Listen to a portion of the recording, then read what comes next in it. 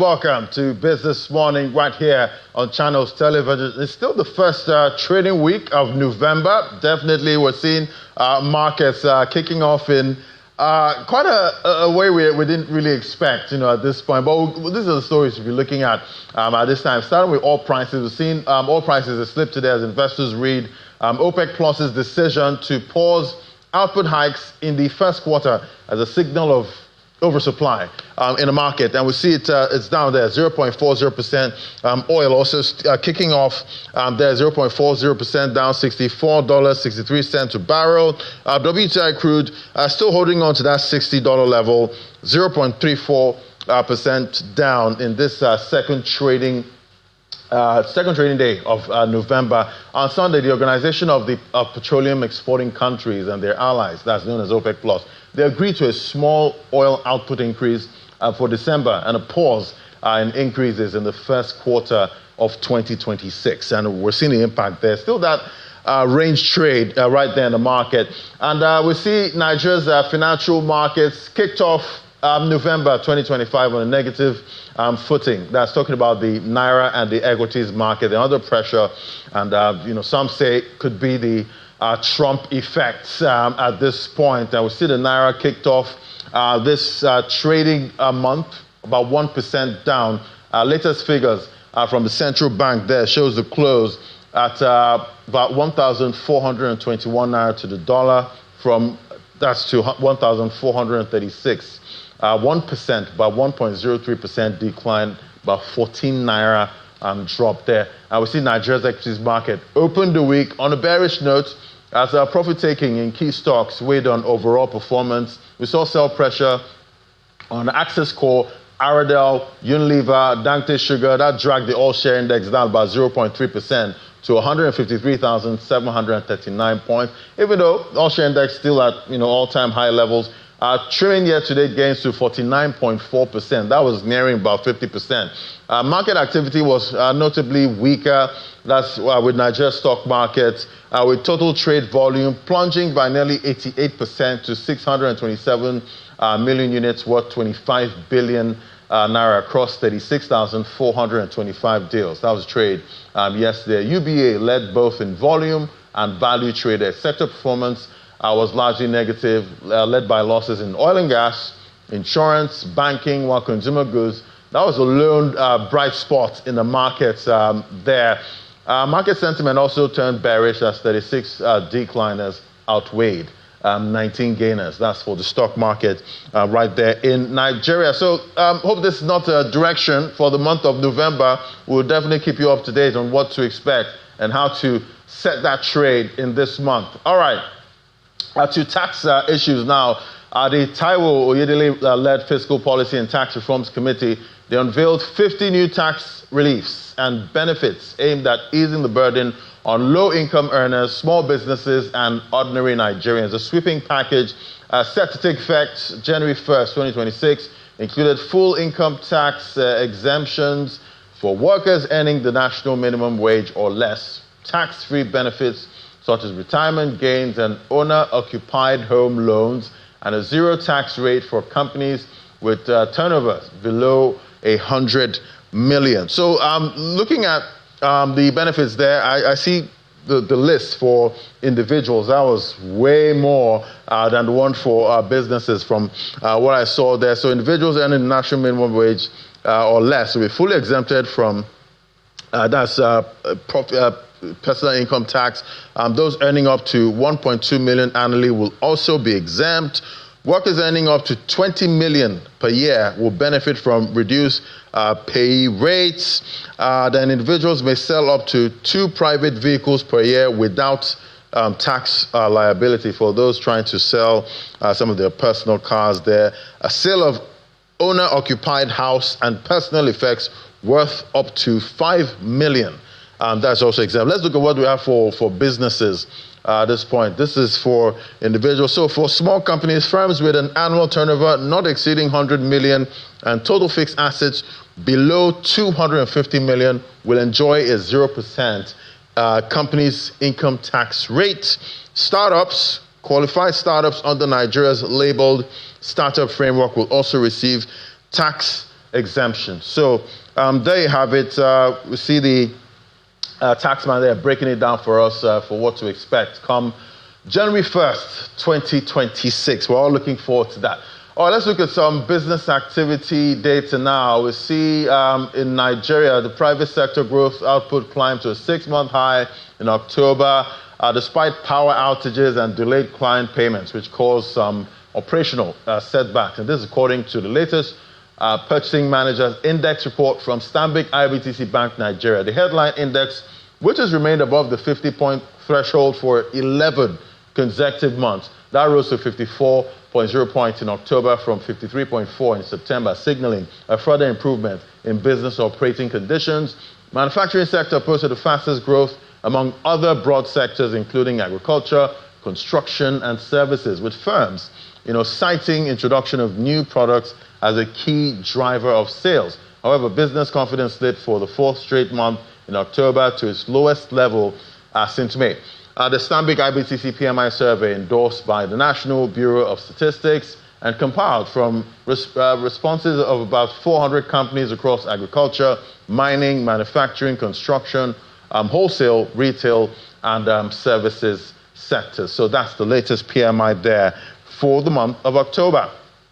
All right, let's look at pensions now. Investments by Nigerian pension funds in federal government securities have risen by 18.1% year-on-year to 15.8 trillion naira as of September 2025, and that's according to latest data from the National Pension Commission. The report shows that government securities remain the dominant investment class for pension fund administrators, that's PFAs, accounting for over 60% of total pension assets. The increase reflects continued investor confidence in the government instruments amid a volatile economic environment and limited alternative investment opportunities. Total pension assets under management rose 25.9 trillion naira in the review period, up from 21.8 trillion a year earlier, reflecting steady growth in Nigeria's pension sector despite inflation. And currency, well, I guess it's been quite stable, even though we saw weakness there yesterday. All right, Women in Healthcare Network, they've reaffirmed their commitment to advancing healthcare delivery and empowering women professionals across Nigeria's health ecosystem. Speaking during its annual conference in Abuja, the group emphasized the need for stronger mentorship, collaboration, and leadership opportunities for women in the sector. The event brought together key stakeholders from public and private health institutions to discuss strategies for improving access to quality care, promoting innovation, and addressing gender gaps in the health workforce. The WIHCN says it's poised to build a more inclusive and resilient healthcare system for Nigerians. Take a listen. Women in Healthcare Network is discussing Rooted in Wellness, Rising with Purpose. As expected, women dominate the number of participants. The 2-year-old network believes that meetings like this emphasize the contribution of women to keeping the Nigerian population healthy by empowering women who are within and outside the country. We believe strongly that we ourselves need to be rooted in wellness. Without us being well, there's actually not much that we could actually contribute, either in our homes, to other people, and certainly to one another in this wider network that we've already established. One of the key pillars of the Nigeria Health Sector Renewal Initiative is to strengthen the human resource workforce for health, including the continuation of development of women who form the backbone of the system. This conference exemplifies the vision. The keynote address is concerned with the representation of women in the healthcare sector, even from the academic level. An increasing women that are in the medical studies. In Spain, we have more female medical students than male, and also in the science and technology, the engineering studies, we have more women now. But this is also particularly due to efforts that are being made. I have been in contact with the professor responsible for gender and diversity at the Technical University Munich, and he did effort of getting more women studying engineering. So that's also something that we can think how we can actually see that the pipeline of fantastic women that I see here, that this is actually continuous. And I very much like what you say, that these young women are fantastic. As with other things, progress in the sector is connected to technology. First of all is having a data framework, an AI data framework for health specifically, following FHIR standards, and making sure that when vendors or third-party data requesters want to request for data, they are following certain standards. And so, for instance, having a national health database, for instance, where the code goes to the database and not the data going to the code. And so when people want to request for that data, they are following certain standards. There's interoperability as well. And most of the exchange that happens within the health sector is also monitored by this board. The conference highlights the group's strides in building a supportive platform for women professionals through impactful initiatives, including virtual learning sessions, mentorship programs, and wellness campaigns.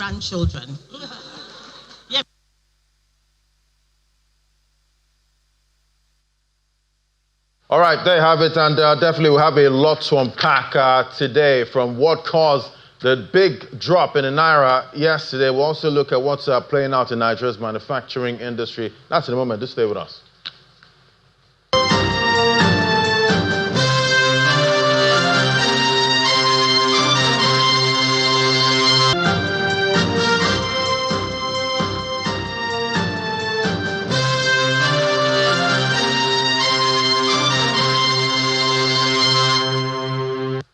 All right, now to our first conversation. Nigeria's garment and textile industry that holds huge potential, from cotton farming in the north to fashion houses in Lagos and Aba. But for many local manufacturers, the supply chain remains a bottleneck. Access to quality fabrics, accessories, and reliable logistics continues to shape the competitiveness of made in Nigeria apparel. Today we explore how supply chain constraints, raw material sourcing, and infrastructure gaps affect production costs, timelines, and export potential, and what reforms could unlock the sector's full potential there. And joining me for this conversation, we have Chekwa Sokafo, founder and CEO on Check, a garment manufacturer and entrepreneur whose firm produces garments locally in Nigeria. Good to have you in the show. Good morning. Thank you. Good morning. How are you doing today? I'm fine. Yeah, I have something on to put on. Sure. So I do too. I do too. All right, so we see the data there. Nigeria's garment and textile supply chain often cited between $4 to $5 billion dollar sector size. It used to employ over 800,000 people in the 1980s. But now that's not the same. It's just a fraction of that right now. Cotton production, local sourcing, 60 to 80,000 tons, far below the 400,000 plus tons produced in the 1980s. The 1980s were so good. Yeah, for the textile industry, it was. For the textile industry? Yeah, it was. And then things started happening. Right. Yeah. We started shifting focus. Yeah, exactly. Right. Which affected a bunch of other industries, but it kind of hit us a lot in the textile industry, but hopefully there's something changing now. Are we seeing any improvements? 2025? I would say yes, and we are we could be a symbol of that. We can kind of show that there's something happened. So it's a nascent industry. Basically, we remember, like you just said, we kind of reminisce on the old times, but yeah, we can kind of restart, right? And that's probably what we're trying to do. So for example, and the whole supply chain is very important. For example, the black t-shirt I'm wearing right now, the cotton used for it was grown in the north in Katsina, and it was spun to yarn in Katsina. We bought the yarn from a factory in Katsina. We brought it down to Lagos. We knitted it into fabric. We dyed into a fabric, and then we cut, and then we made the shirts, and we sold it. So this shirt has not crossed any borders. So that's basically what we're trying to. So this was made here? Yeah, this was from the cotton to the production to me wearing it. We're all Nigerian. I'm so tempted to feel the fabric. It is, yeah. You can touch it. It's, I can touch it, yeah, right? absolutely. It's this is that feels 250. good. Yeah. So that's what we're trying to. The story we're trying. We think we're trying to talk more about possibility. We can talk about what happened before. We can talk about what's going to happen, and us being able to. We used to be the garment factory alone, and then because of the challenge you say, there wasn't a lot of textile facilities that can give us the raw material. We vertically integrated, and now we're a textile manufacturer as well. So we are an example of the possibility of what it can be going forward. Right, and definitely the main raw material that you rely on. It's cotton. That's cotton. Yeah. At this point, I guess you have to. How do you source? So we don't buy the cotton from the farmers. The ginning companies. These are people who gin the cotton from the cotton. The one we harvest, we gin it and then turn it into cotton yarn.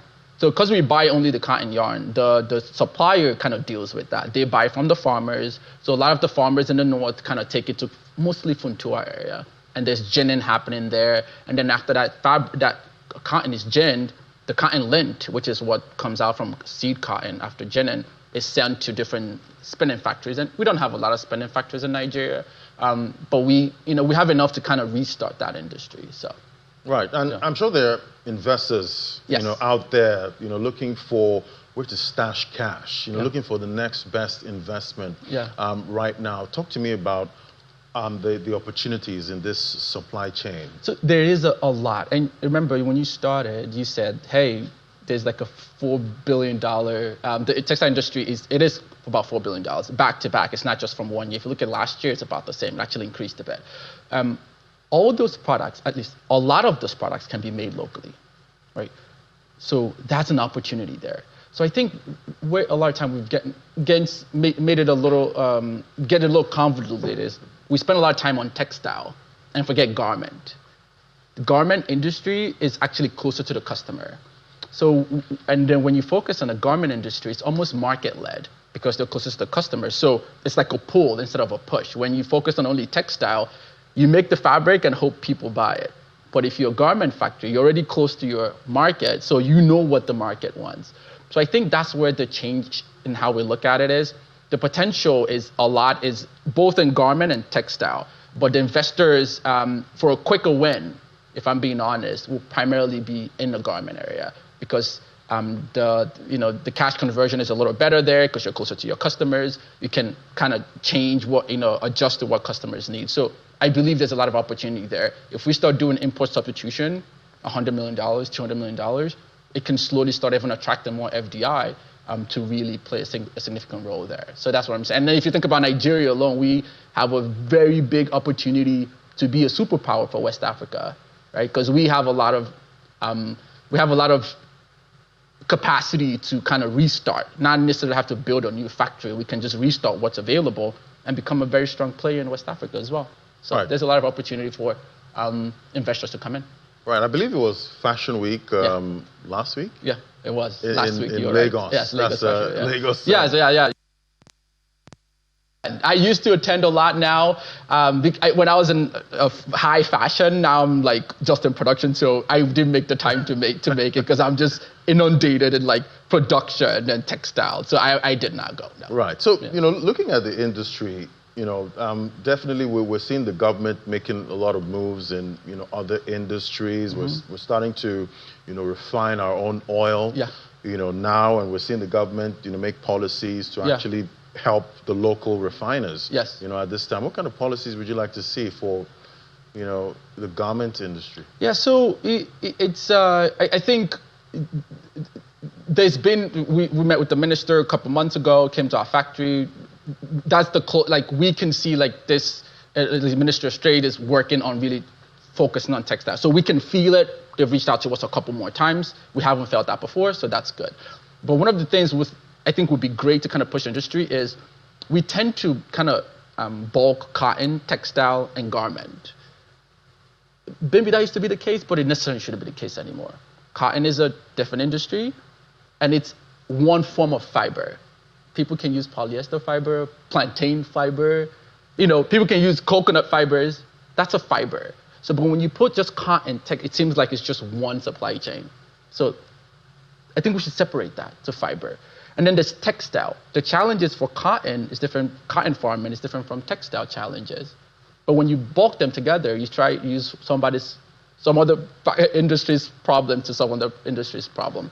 And then there's garment, which problems are totally different from textile. So I think when we lump CTG, cotton, textile, and garment, I don't think we have very good clarity on how to solve the problems or make the right policy. So it needs to be separated. So we should separate them, and if we put cotton under fiber, it should be fiber. Because when you say fiber, now you think more than cotton. Right. And then when you do textile as an industry, then that's a textile. And then there's apparel. It doesn't have to be clothing. It doesn't have to be garment, because apparel can be even fabric for car seats, right? So I think when we think about it that way, we become a little bit more. We make policies because one can thrive independent of the other. Bangladesh is very big in garment, but not that big in textile.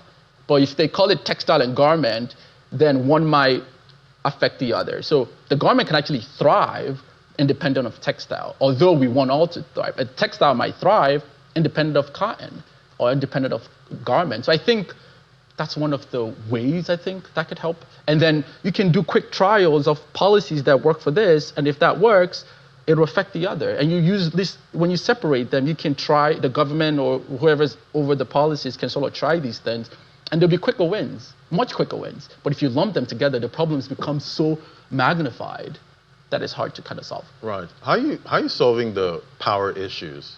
That's a good question. If I'm being honest, like I said, I'm glad I said this before you asked this question. There's a power issue. That's a fact, right?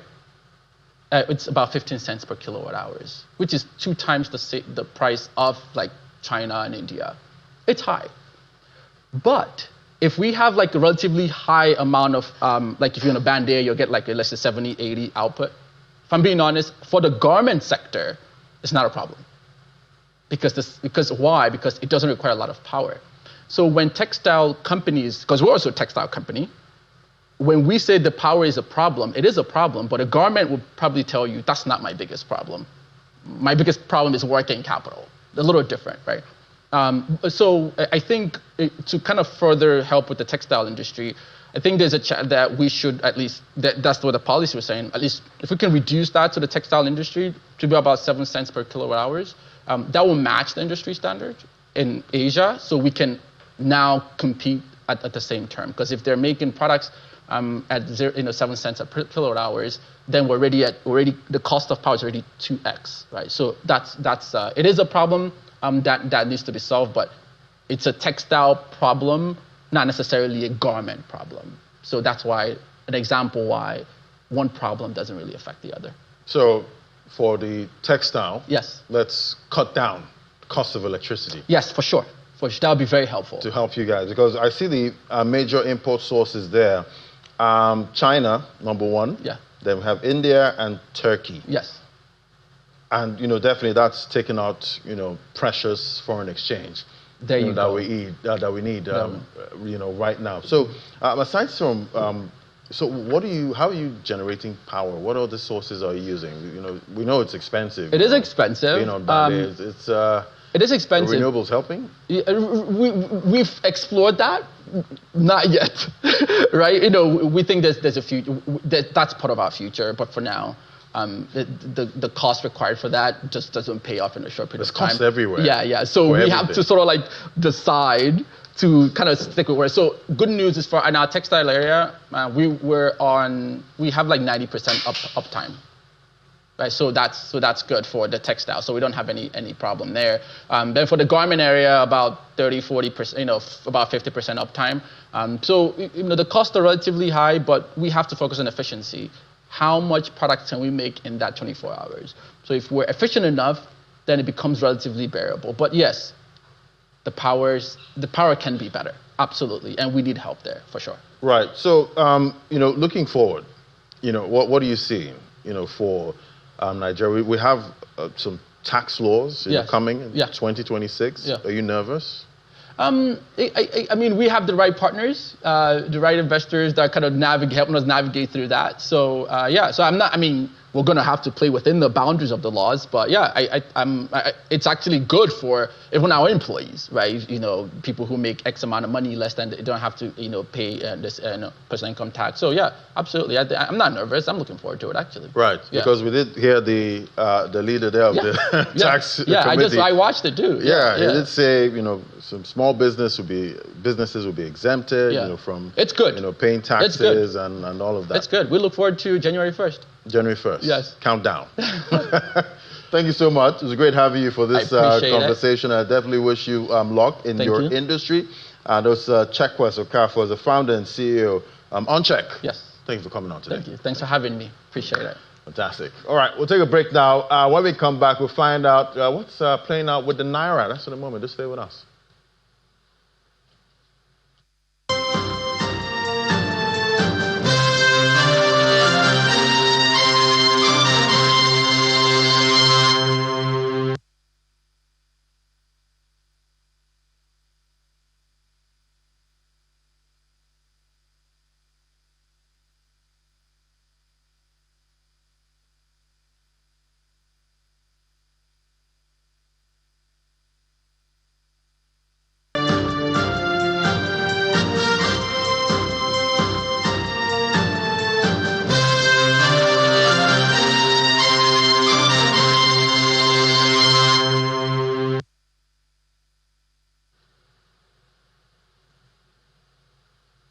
All right, we see now that Africa needs over $300 billion annually to tackle its climate challenges, and over a period of 10 years, that's about $2.5 trillion. This was the thrust of the Sustainable Finance Conference 2.0, which gathered a spectrum of participants, including policymakers, development partners, industry professionals, academics, and innovators, to explore how financial institutions, particularly those serving the grassroots, can play a pivotal role in mitigating the impacts of climate change. Take a listen. We can't do this alone. The government... This event is bringing together experts in finance, sustainability, and governance to discuss how microfinance can help communities adapt to climate change and support small businesses in a warming world. With the theme, Microfinance for Climate Resilience, Empowering Communities, Driving Innovation, Shaping Policy, the leadership of one of Nigeria's leading microfinance institutions, which is driving this conversation on climate and sustainable finance, explains that LAPO now partners with small businesses and renewable energy vendors to expand access to affordable clean energy and green agricultural solutions. Across Africa and here in Nigeria, the question is not whether climate risk affects livelihood. It is how quickly finance can help people adopt. That is precisely where microfinance matters, providing adaptable products, simple tools, and trusted relationships that reach those that are most exposed. At LAPO Microfinance Bank, we're weaving resilience into everyday choices by supporting water and sanitation finance for low-income households with water.org, expanding clean energy and clean cooking access for homes and micro-enterprises with partners such as Delight, Atmosphere, Sun King, and OV Pilot. With warnings that the continent's losses from climate change impacts are already severe, speakers here agree that microfinance institutions have a vital role in driving climate adaptation across Africa. Sustainability is one of our 5 key pillars in our strategy, right? And it's important because it's integrated with everything that we do when it comes to products that we're developing, building, and serving, when it comes to the kinds of people we're reaching out to. When you link it with our financial inclusion strategy, it's a big part of ensuring that we're building people, we're building communities, we care about people and planet as well. We all know how climate is definitely definitely affecting our world at the moment. And while we are pushing this conversation on the front burner, it's to also getting everyone to see that we all play a role and that one institution can't be the only institution that can solve this particular problem. Everything that we're dealing with at the moment in Nigeria, especially in relation to climate change, we're all part of the problem and we're also part of the solution.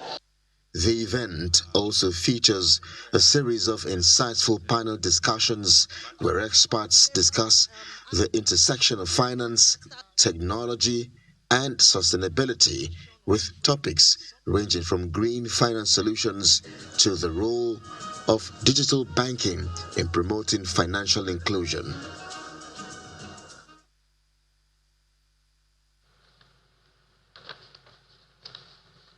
All right, let's talk money. Now, the Naira weekend, the first trading day of November, a big 1%, over 1% drop. Let's talk to Dumebi Oluwole now. She's the manager at financial derivatives company via Zoom.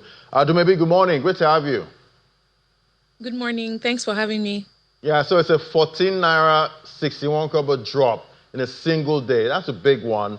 What do you think triggered this? Some say it's the Trump effect. It's not too far-fetched, but I mean, there are other drivers. What the Trump effect is definitely doing is more of it's riding on market sentiments, on how short-term investors are viewing the Nigerian economy right now, especially when you look at the fact that they invest over the period of 3 to 12 months. And with how, Trump and pretty much the United States is really looking keenly at the Nigerian economy and their concern around the insurgencies and insecurity and their planned intervention. The markets are obviously pricing in similar impacts on other African markets and what that looks like and how that will shape up the Nigerian economy and even investor confidence over the next couple of months and weeks and even years, right? So we would say that there's some jittery in the market, and that obviously is impacting how market fundamentals are reacting to this. But beyond that, we still do expect the market fundamentals to solidify its stance in the coming days. And by market fundamentals, I'm speaking to the reserve position, central bank, also stepping in when necessary in the market, and obviously supply and demand dynamics really feeding into the FX dynamics for the Naira. So in summary, there is obviously some Trump effect going on, but that's more of a short-term market response to the Naira. We do expect that market fundamentals, including the FX reserve position, the central bank's orthodox measures, actually stepping in a couple of days to stabilize the markets. And yeah, you did mention jitters there. At what level would we say maybe this is an early sign of deeper pressure in the FX market? How low would it go to get to that level? I will say that this is just one of those things where the market is reacting immediately. And what that in itself actually tells us is that the true nature of Nigeria's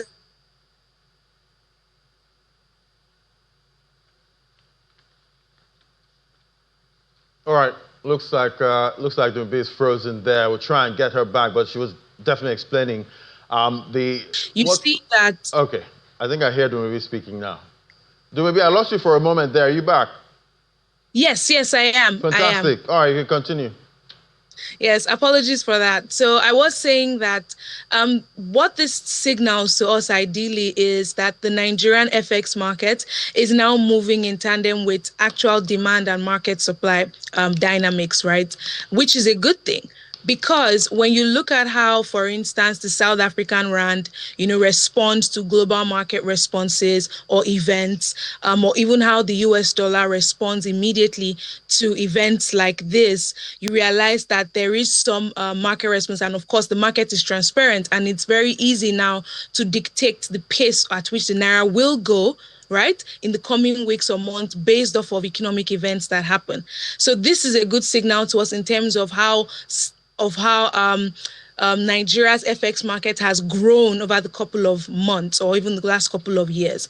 However, it also does tell us that short-term investors are clearly pricing in as a risk on the Naira, and it calls for central bank and the federal government to quickly resolve these issues so that we don't start seeing heavy capital flight that will definitely affect the Naira stability that we have seen over the last couple of weeks and months. Yeah, because maybe I won't lie to you, I've gotten used to the stability of the Naira. I don't want to see any distortion, at this point. But let's look at, business activity now.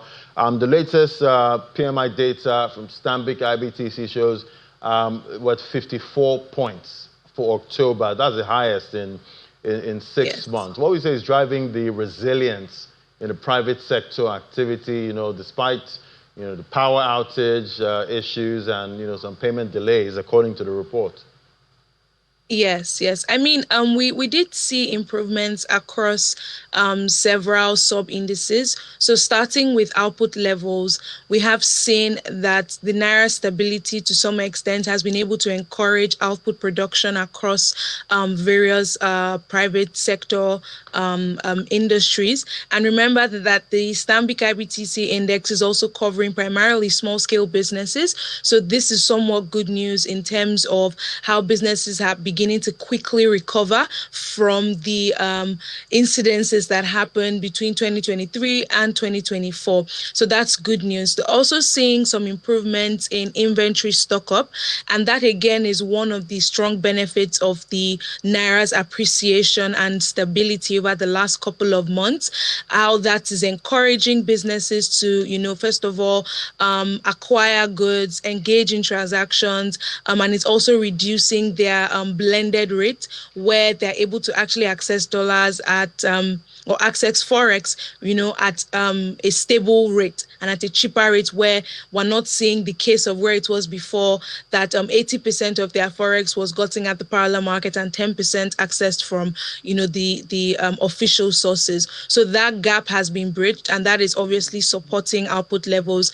And then again, that is even linked to their ability to procure more goods. That's the new orders sub-index, where there were also improvements.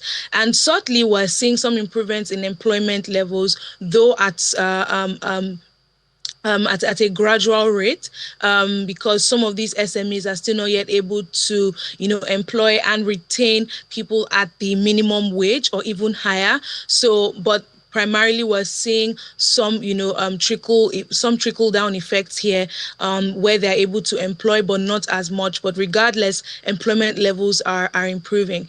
And this is very significant because when you consider how much SMEs employ, and that's about 80% of Nigeria's workforce, and the contribution to GDP, which is over 40%, you do realize that this is good news. And one last thing to mention is that PMI is a forward-looking indicator to GDP growth. And with the steady increase that we've seen in PMI, what this tells us is that Q3 GDP numbers would likely come in higher than Q2, which is good news for Nigeria's macroeconomic improvements so far. Right, now we see manufacturing that led growth during the month. Does this signal a genuine revival, in local production, or is it just a temporary boost from new product launches? Well, you're not wrong in that product launches are supporting this, but we are also seeing, especially on the private capital investment side, we're seeing injections towards value addition, especially towards agriculture. So we're seeing quite a good number of investments to support technology-enabled agricultural production and value addition for food processing. So that somewhat is one of the pointers that we're having towards saying that manufacturing is improving. However, it hasn't moved the needle as much as we would like. So what that means is that there is still room for more growth. But good conversations, good capital injections are obviously obviously pointing towards a further, boost in manufacturing, output growth, and specifically the value processing aspects of key industries like agriculture.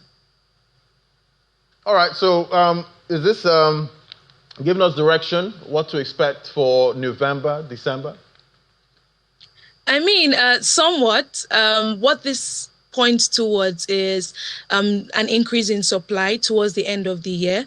Demand as well would also increase, but because we are seeing the Naira being stable, there are some concessions happening on the tax side that would likely, support businesses going forward into the year. So that ideally reduces it reduces panic buying, also reduces panic stockpiling from businesses. And so what that means is that the typical hike we would see in prices would not, that artificial hike that we would likely see at some point that we typically see towards the end of the year will not necessarily be the case.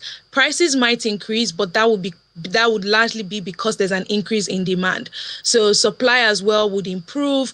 We expect to see the festive season effect happen, but that sharp increase in prices that we'll typically see, that might be somewhat reduced, especially because imported products prices are likely to reduce. All right, we'll keep tracking to see how much improvement we see with business activity in the country. It's quite favorable from what we've seen so far. Thank you so much. Yes.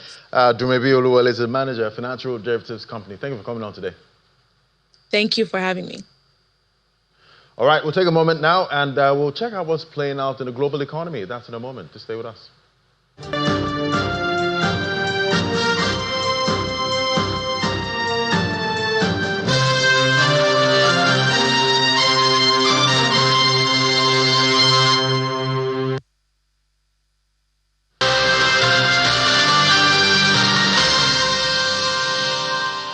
All right, let's find out what's hot in the global economy now. We have Inijomekwa, and she's in yellow. Yeah, I'm not in red. Yeah, but so that might be a good sign. I think so. Right. But I heard yourself and maybe talking about the fall, about 1% fall in the value of the Naira, which is very worrying, and being connected to the recent threat by President Trump. And a lot of people obviously have been reacting to that from different perspectives and all. And now we see it tipping it down. So people also connected it to the stock market. But Ladi, we know that the market, Nigeria stock market, was negative last week. Before the weekend. Exactly, before the pronouncement by President Trump. So I don't know if we should connect that also. But I mean, it's not a good thing for Nigeria. Obviously, you discussed that on the program. Foreign sentiment, foreign investor sentiment especially. And we see that the federal government and banks have a new target for diaspora remittances. I mean, what does all of this do? Obviously not a good one. And we do hope that diplomacy, talks, and action to deal with insecurity, because lives have really been lost. It's not just the Christians, it's also the Muslims that have suffered all of this in different parts of Nigeria. So, I mean, we really need to... So it's a no-brainer. Solve your insecurity issues. Yes. We don't need anybody to come. You don't need anybody to tell you that. Yes. All right. Good morning, everyone. Let's see what's happening in the global. So I guess I love Nigeria so much, so I had to talk about what's going on home first before we go abroad. But let's start from the UK, where the Chancellor, Rachel Reeves, has given a clearer indication that tax rises are coming in her autumn budget later on this month. She did this when she made a surprise speech from Downing Street this morning. Reeves addressed speculation around her fiscal plans and told the British public that her budget will focus on fairness and opportunity, but that there were pressures on the public finances that needed to be faced. Reeves said that the UK had considerably economic strength, but that years of economic mismanagement, she says, by the previous Conservative government had limited its progress and potential. And now global markets may be due for a reality check after this year's relentless rally as Goldman Sachs and Morgan Stanley cautioned investors to brace for drawdown over the next 2 years. Equities worldwide have been soaring, hitting record highs this year, driven by AI-linked gains and expectations of rate cuts. Over the past month, key U.S. indexes have scaled new peaks. We've seen Japan's Nikkei 225 also, especially with the new Prime Minister. The South Korea's Kospi also hit a new high this year. China's Shanghai Composite, that has also notched its strongest level in a decade on easing U.S.-China tensions and a softer dollar. However, Solomon, that's the CEO there, notes that such reversals were a normal feature of long-term bull markets, noting that investment banks' standing advice to clients remain to stay invested and review portfolio allocation, not attempt to time markets. And Morgan Stanley CEO Ted Peake was speaking on the same panel and said that investors should welcome periodic pullbacks, calling them healthy developments rather than signs of crisis. Goldman Sachs and Morgan Stanley point to Asia as a bright spot in the next few years on the back of recent developments, including trade pacts between the United States and China. Goldman expects global capital allocators to continue to be interested in China, adding that it remains one of the largest and most important economies in the world. Morgan Stanley remains bullish on Hong Kong, China, Japan, and India due to their unique growth stories. Japan's corporate governance reforms and India's infrastructure build-out were singled out as multi-year investment themes. And now Starbucks says that it would sell control of its operations in China to Boyu Capital in a deal that values the business at $4 billion, which is one of the largest divestments of a China unit by a global consumer company in recent years. The Seattle-based coffee chain says that the funds from the investment firm Boyu will help it jumpstart growth in the world's second largest economy, where local rivals like Luckin and Coty now offer lattes for 9.9 yuan. That's less than a third of Starbucks prices. Under the deal, Boyu, whose founders include the grandson of former Chinese President Xi Jinping, will hold up to 60% of a new joint venture, and Starbucks will hold 40% and will continue to license the brand and intellectual property to the venture. And away from Starbucks, Nintendo raised its forecast for sales of the Switch 2 console in its current fiscal year as momentum for its new flagship console grows. The Japanese gaming giant said it now expects to sell 19 million units of the Switch in the fiscal year ending March 2026 versus a previous forecast of 15 million units. Here's how Nintendo did it in the fiscal second quarter ended September 30 versus LSEG estimate. Revenue, 527.2 billion in Japanese yen versus 461.76. All right, there are other stories, obviously, from the foreign scene. Stellantis also, they are recalling 320,000 Jeep Wrangler and Grand Cherokee vehicles in the U.S. because of a potential high-voltage battery failure that could pose fire risk. That's also another story coming from the United States, and more earnings also. But I guess we'll talk about that more during Business Incorporated. Ladi.